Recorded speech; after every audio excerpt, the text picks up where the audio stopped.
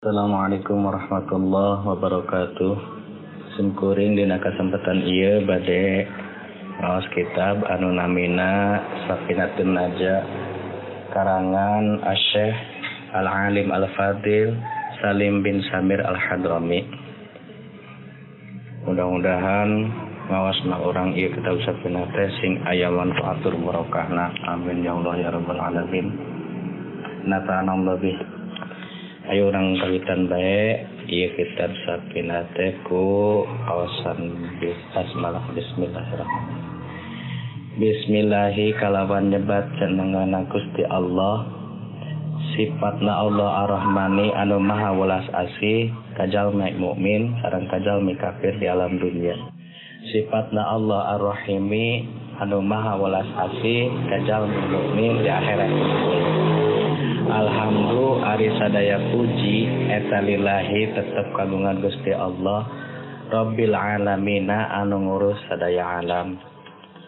Wabihi jeung ka Gusti Allah wungkul nasta'inu nuhun pitulung abdi sadaya ala umuri dunya tina pirang-pirang perkara dunya wa dini sareng pirang-pirang perkara agama. Wa sholla jeung muga maparinan rahmat saha Allahu Gusti Allah ala sayyidina kajunjungan urang sadayana Muhammadin tegasna kanjeng Nabi Muhammad khatamin nabiyina anu jadi pamungkas para nabi sadaya wa alihi jeung ka para sahabatna nabi wa sahbihi jeung ka para sahabatna kanjeng Nabi ajmain tegasna kasadayana. Wala haula jeung teu aya daya upaya pikeun nyingkahan maksiat wala kuwata sareng teu aya daya kakuatan pikeun taat illa billahi angin ku pitulungna Gusti Allah al-aliyyi anu maha luhur al-azimi anu maha agung. Faslun ari ieu eta hiji pasal arkanul islami ari pirang-pirang rukun Islam eta khamsatun aya 5.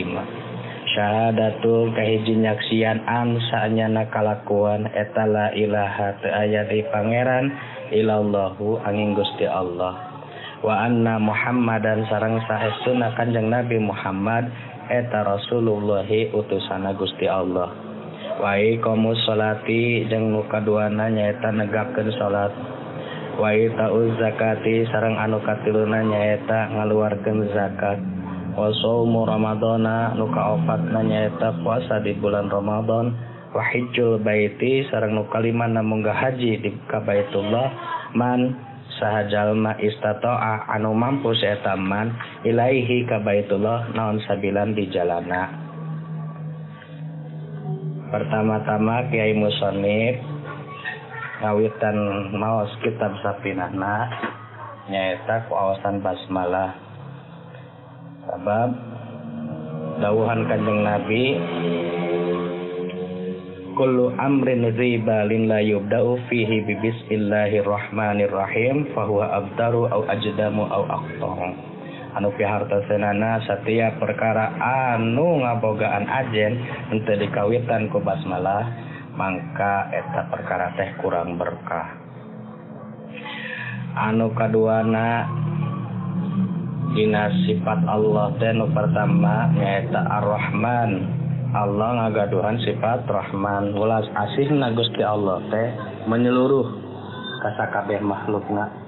Boh anu iman, boh anu kufur tetap eta keuna ku rahmatna Gusti Allah. Sifat Allah anu kaduanya eta Ar-Rahim. Anu pihartoseunana nyaeta Gusti Allah teh welas asih ka jalmi anu iman ka Gusti Allah. Tegasna eta rahmat engke di yaumil akhir bakal dilebetkeun ka surga. Kenging kanikmatan surga. Alhamdulillah ari sadaya puji anu opat. Naon puji nu opat teh nyaeta hamdu qadim li qadim. Pujina Allah ka Allah seperti halna dina Al-Qur'an alhamdulillahirabbil alamin. Nu kadua hamdu qadim li hadis. Pujina Allah ka makhlukna seperti halna dawuhan Allah dina Al-Qur'an wa innaka la'ala khuluqin azim. Pujina Gusti Allah ka kanjeng Nabi Muhammad wa innaka la'ala khuluqin azim. Saestuna anjeun Muhammad la'ala khuluqin azim netepan kana akhlak anu agung. Nu katiluna hamdu hadis liqadim mujina makhluka Gusti Allah seperti halna jalmi nu kaing rizki maoskeun alhamdulillahirabbil alamin.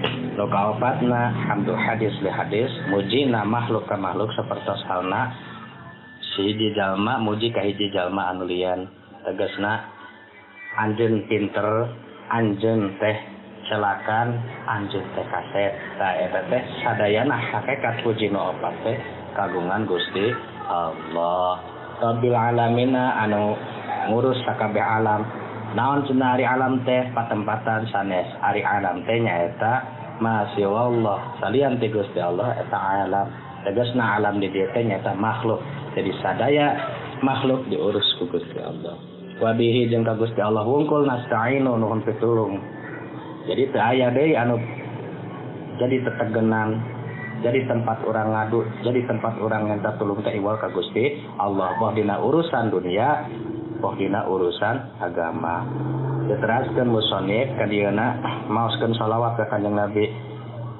Eta anu jadi panungtungan para nabi sadaya. 25 nabi anu wajib diketahui di akhirana nyaeta ku Nabi Muhammad sallallahu alaihi wasallam.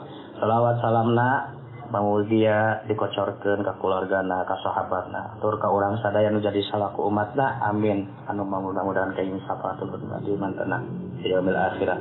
Wala quwata wala haula ta'aya daya upaya pikeun ningkahan maksiat. Wala quwata sareng teu aya daya kakuatan pikeun taat ka Gusti Allah. Angin ku taufikna Gusti Allah. Gusti Allah anu maha luhur, Gusti Allah anu maha agung.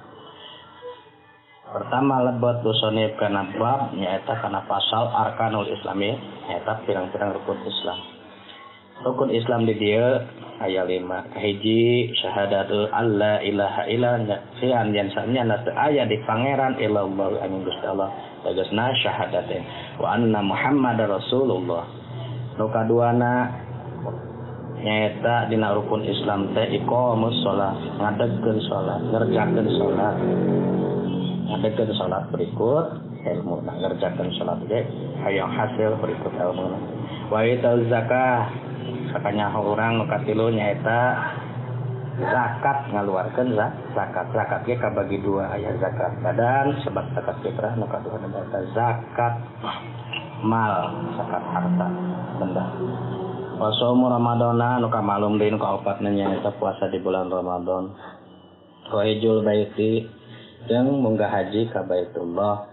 Manis tato'a ilaihi sabilan pikeun jalma anu bener-bener mampu di jalanna, mampu bekelna, sehat badana. Jadi rukun Islam teh sadayana aya 5.